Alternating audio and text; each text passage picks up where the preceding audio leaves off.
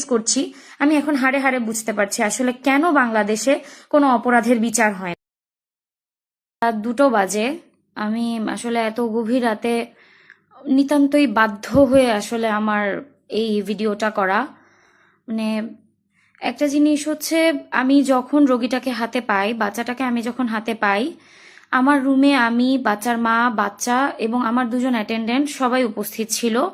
এবং বাচ্চার মা এবং বাচ্চার সঙ্গে আমার কি কি কথোপকথন হয়েছে এটার 2জন উপস্থিত সাক্ষী আছেন।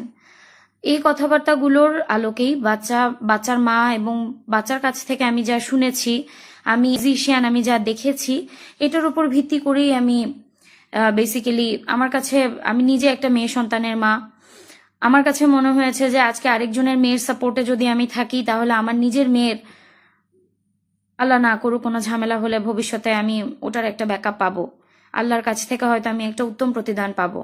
কিন্তু আমি এখন খেয়াল করে দেখছি আসলে এক শ্রেণীর মানুষ, তারা নিজেদেরকে আসলে মাওলানা দাবি করেন, তারা আল্লাহর প্রকৃত প্রিয় বান্দা, তারা নিজেদেরকে আসলে মানে এমন একটা ভাব নিচ্ছেন তারা, যে আমি ইন্টেনশনালি, ইচ্ছা করে তাদের পেছনে নিয়েছি।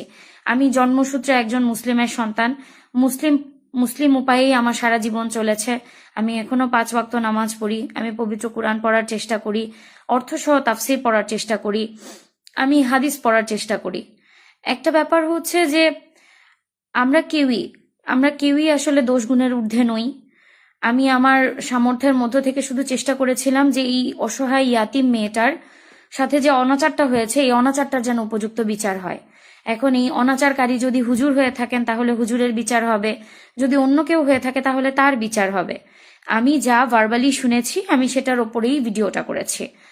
এখন আমি আসলে ইদানিং যে ব্যাপারগুলো ফেস করছি, যে আমি অলরেডি মানে কিছু টেলিভিশন চ্যানেলকে ব্যাপারটা জানিয়েছিলাম যে আমি আমার জীবনের উপর একটা থ্রেটে আছি। কিন্তু ইদানিং আমি যেটা খেয়াল করলাম, আজকে কিছুক্ষণ আগেও আমি ব্যাপারটা খেয়াল করেছি, আমাকে এখন মানে আমার কাগজপত্র ভুয়া, আমি একজন ভুয়া ডাক্তার, আমার বিএমডিসি লাইসেন্স নেই, আমার ট্রেনিং সার্টিফিকেট ভুয়া, আমার এমবিবিএস পাশের কোনো ডকুমেন্ট নেই, আমি নাকি ময়মনসিংহে দালাল হাত করে তারপরে প্র্যাকটিস করি, প্রভাবশালী হাত করে প্র্যাকটিস করি, এই ধরনের কথাবার্তা আমার ব্যাপারে বলা হচ্ছে। আমি একজন অবসরপ্রাপ্ত সেনা সদস্যের সন্তান, আমার কেন প্রভাবশালীদের সঙ্গে আসলে ওঠা বসা থাকবে? আমি এমন কোনো প্রভাবশালী পরিবারেরও সন্তান নই, বা আমার কোনো প্রভাবশালী পরিবারে বিয়েও হয়নি যে আমি কোনো সূত্রে প্রভাবশালীদেরকে হাত করতে পারবো। আর আরেকটা ব্যাপার হচ্ছে, আমাকে অনেকেই মানে আমি জানি না কেন এই ব্যাপারটাকে পুরোপুরি তারা নিজেদের কাঁধে তুলে নিয়েছেন, নিজেদের মানে তারা ভাবছেন যে আমি ইন্টেনশনালি শুধু হুজুরদেরকেই বকাবকি করেছি। আমি বাচ্চার কাছে যা শুনেছি, বাচ্চার মায়ের কাছে যা শুনেছি, এখন অপরাধী হুজুর হলেও অপরাধীর একমাত্র পরিচয় সে অপরাধী। এবার সে হুজুর হোক, সে সাধারণ মানুষ হোক, সে জেনারেল কেউ হোক, অপরাধীর একমাত্র পরিচয় অপরাধী। কিন্তু এটাকে কেন্দ্র করে আসলে আমার এগেনস্টে যে প্রোপাগান্ডাগুলো ছড়ানোর চেষ্টা করা হচ্ছে, আমার মানে ভাবতে খুব খারাপ লাগছে। একজন চিকিৎসকের জন্য এটা খুব দুঃখজনক অভিজ্ঞতা যে আমার এখন মিডিয়া ট্রায়ালে আসলে নিজের লাইসেন্স নিয়ে কথা বলতে হবে, নিজের ট্রেনিং নিয়ে কথা বলতে হবে, নিজের পড়াশোনা নিয়ে কথাবার্তা বলতে হবে, আর তাছাড়া এগুলো নিয়ে আমার থ্রেট ফেস করতে হবে। আর উপরন্তু জীবনের থ্রেট তো আছেই, আমাকে রেপ করে মেরে ফেলা হবে, মব সৃষ্টি করা হবে, আমাকে যেখানেই পাবে রাস্তায় কুপিয়ে মেরে ফেলা হবে, এই জাতীয় থ্রেটগুলো আমি পাচ্ছি। প্রত্যেকদিন সারাদিন সারা রাত আমার মোবাইলে অনবরত টেক্সট আসতে থাকে।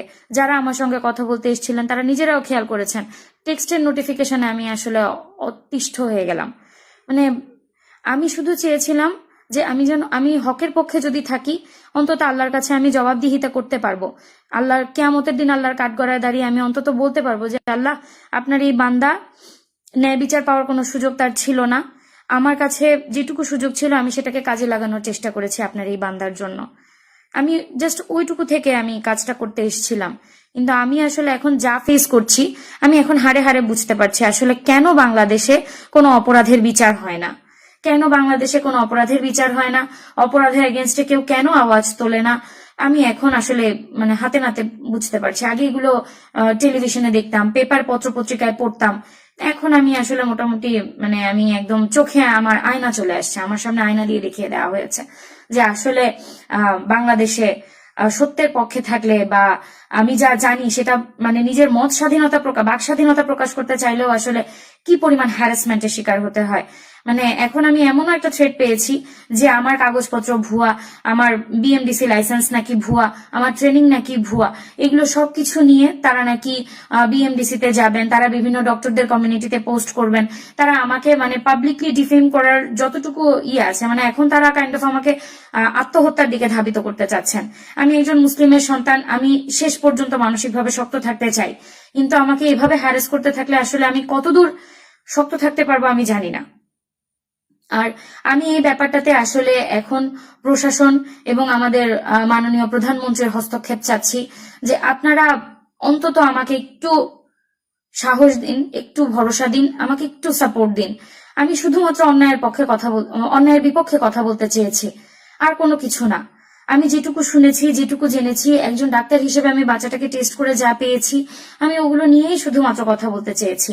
এখন এটা যদি আসলে অপরাধ হয়, বাক স্বাধীনতা মত প্রকাশ করার ব্যাপারটা যদি অপরাধ হয়, তাহলে মানে আসলে আমার আর কিছুই বলার নেই। আর এখন আমার আসলে যে মানসিক পরিস্থিতি, আমার নিজের ছোট ছোট বাচ্চা আছে, আমার ফ্যামিলি আছে, আমার একটা পারিবারিক রেপুটেশন আছে, আমার এখন মানে আসলে আমি বুঝতে পারিনি যে হক চাইতে গেলে বা অন্যায়ের বিপক্ষে কথা বলতে গেলে আসলে নিজের পরিবারকে পুলসিরাতে দাঁড় করিয়ে দিতে হয়, এটা আমার জানা ছিল না। আমি এখন চাইবো মাননীয় প্রধানমন্ত্রী, দেশ নেতা জনাব তারেক রহমান, আপনি আমাকে একটু দয়া করে সাপোর্ট দিন, একটু এদেরকে প্রতিহত করার চেষ্টা করুন। সত্যটা যত দ্রুত সামনে আসে। অপরাধী কেন এখনো পুলিশকে ধরা দিচ্ছে না? অপরাধী পুলিশকে ধরা দিক, বাচ্চাটার জন্ম হোক, আমরা ডিএনএ টেস্টের জন্য অপেক্ষা করি, ডিএনএ টেস্ট আসুক, ডিএনএ টেস্টই প্রমাণ করে দিবে। এবং আমি এখনো এটা বলে যাচ্ছি যে যদি আমার কখনো আমি এমন পাই যে ডিএনএ টেস্টে আসলো যে হুজুর এখানে দোষী না, বাচ্চার মা এবং বাচ্চা আমাকে মিথ্যে কথা বলেছে, আমি পাবলিকলি ক্ষমা চাইতে বাধ্য। আমি আমি তাদের শোনা কথায় বিশ্বাস করেছি, শোনা কথায় বিশ্বাস করে আমি না, শুধু আমার সঙ্গে আমার দুজন অ্যাটেন্ডেন্ট ছিলেন, তারাও সবকিছু শুনেছেন। এবং যে হাসপাতালে বাচ্চাটার পরীক্ষা হয়েছে ওই হাসপাতালেও জানাজানি হয়ে গেছে। তো আমরা সবাই ব্যাপারটা শুনেছি এবং আমরা সবাই ক্ষমা প্রার্থী হব। কিন্তু যতদিন পর্যন্ত এটা হচ্ছে না, একজন অন্যায়ের বিরুদ্ধে সোচ্চার হয়েছেন বলে তার নামে আসলে এভাবে প্রোপাগান্ডা ছড়াতে হবে, তাকে ধর্ষণের হুমকি দেওয়া হবে, তার ডাক্তারির কাগজপত্র ভুয়া, তার ট্রেনিং ভুয়া, তার বিএমডিসি লাইসেন্স ভুয়া, সে দালাল হাত করে চলে, এই প্রভাবশালীদেরকে হাত করে চলে, এত ধরনের বাজে মন্তব্য, এত ধরনের কুমন্তব্য নিয়ে আসলে মানে একজন সুস্থ স্বাভাবিক মানুষের পক্ষে আসলে বেঁচে থাকা সম্ভব না।